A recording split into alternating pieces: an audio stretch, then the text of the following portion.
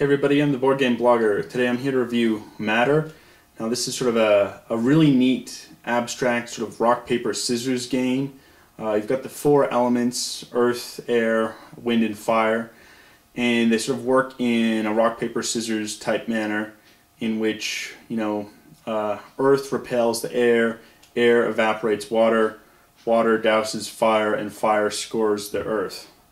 And each player, it's up to four, sort of take turns placing these tiles down to try and control victory point areas. It's very abstract, so if you want more of a theme, this might not be the game for you, but it's really fun, plays quick in an hour, and it's neat. Components are well done. The only pause I have for the components is we'll get into the board game itself, but the tiles for the different elements are the same color as the player markers, in that the four players are sort of white, yellow, red, and blue. And I really wish they'd have slightly different colors for that. Would have been a little easier, because sometimes it's sort of counterintuitive in that you're placing a white marker on top of a yellow tile. Well, it just means you own that earth tile as the white player. So I wish they had slightly different colors than that. Other than that, though, it's a great game. Very fun to play. It can lead to AP a lot, however, not just analysis paralysis, in that you're considering the best possible move to do. But why don't we take a look at the board and just how it plays. So here's the board before we've set up for an initial game. You can see there's sort of some preset tiles here. We've got air, earth, fire, and water, and we have point values. Now what you're trying to do is control these different points at the end of the game. Person with the most points at the end of the game wins. As you can see, we've also got some lighter tiles and some darker tiles. Now there's two ways to set the game. You can set it up with filling in all these sort of light gray and a darker gray tile are just randomly preset, or you can just randomly preset the lighter gray tiles for sort of a more strategic game. Why don't I just quickly randomly set up the basic game with just all the gray tiles filled in. So we'll do that now. Okay, so here's sort of the game. We've got a random setup. As you can see, the setup's going to change each time, so each game's going to play differently. You can't check out the optimal plays for any particular setup. So there's a lot of replayability to this game. Now on your turn, you're going to have, everyone has sort of one of these privacy shields in which behind they keep four different elemental tiles. On your turn, you're going to play one of these and then draw a new one. So when you play one, you can choose to sort of play it down, and then you have one of your player markers. Now the goal is to have your player markers near these score points in order to get a marker. So here, if I choose to play this wind tile here, and I will zoom in a little bit, and then I can choose to place one of my player control markers there. Now you're hard limited in the game to how many player markers you have. Now in a two-player game you're going to have 14, in a three-player game you're going to have 11, and a four-player game you're only going to have 9.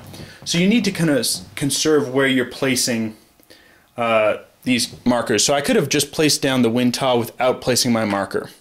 But by placing this marker here, I'm trying to score these 10 points. Now at the end of the game, let's fill in, just say this was near the end of the game. And it's looking like that, and the blue player is here.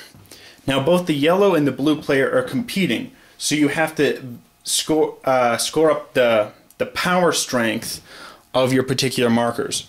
So what you do is, counting itself, you add up the points that it's connected to. So here, this wind marker where you have the control is adjacent to 2 more wind markers.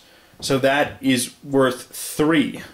points. However, we've now had 2 earth tiles placed beside it by other players, which reduces the power value because earth repels the wind. You know, the wind can't fight against the earth. So now suddenly my 3 power wind is taken down by 2 and it's only a 1 value.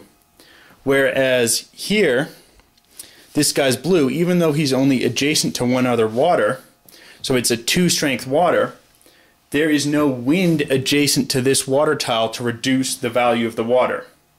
So it's worth 2. So here the blue player would score these 10 points at the end of the game. Now the points are all scored at the end of the game, and any unplayed player markers are worth 3 points.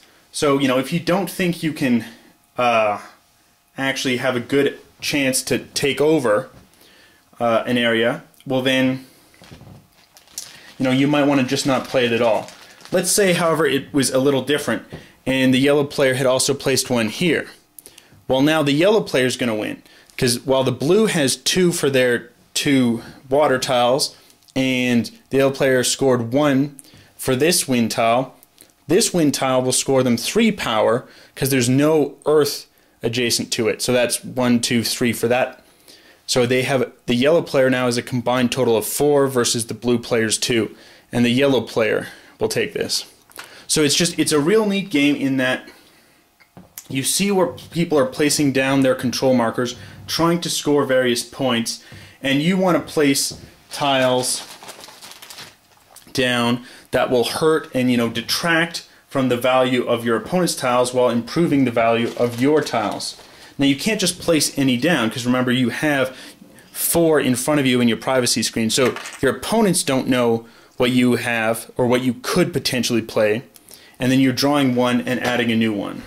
So it's a really neat abstract game. It plays fairly quickly. However, if you're really prone to analysis paralysis, this game can really slow down because you're trying to see the optimal play, what can hurt you, where you're doing. And if you're overthinking this game, the game could really drag out. If you're playing relatively quickly, you're players that don't think too hard on their particular turn, just analyze the situation and make the best play, then the game plays quick. And you'll be done in, an hour or less if all players know the game. It's really fun. It's not absent of theme because of the neat, elements of matter, basically, from the old Greek tradition. So it's a fun game. It's really neat. There's a lot of tension because, okay, now like the yellow player is controlling 10. Well, then, the blue player might place one down here. Now you can't, in case this wasn't clear enough, once all these tiles have been placed, the blue player can't just go and place one down on top of it. You only place your control marker on top of the tile you're placing yourself. So when you place the tile, you have to decide whether or not to place your control marker when you're placing the, the elemental tile. So it's a neat game, plays quick, and there's a lot of tension in the game. There's a little bit of luck in that what tiles you have access to place down, but it's mitigated and you're trying to control it because you have 4 potential tiles. You're going to play one and draw a new one in, so you kind of know what's coming up, what you can access. So it's a great game.